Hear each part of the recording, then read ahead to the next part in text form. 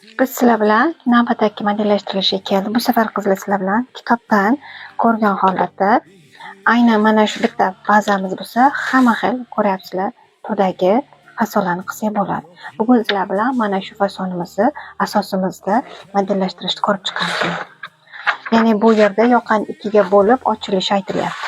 Biz ham yoqamizni, mana shu yoqamiz o'rtasini shunday olsak, metrda o'lchab olasiz va buni ko'kragi uchigacha, mana bu yerda mana ko'kragimiz uchi bor, olib kelamiz. Mana. Ya'ni mana shuni yarmini o'lchab 0.5 chiqib formada olib kelsak ham bo'ladi.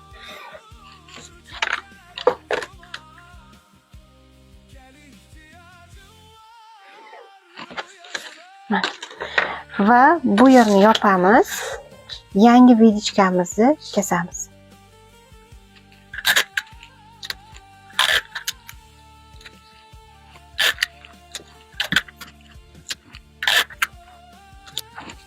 Mana endi yangisini kesamiz.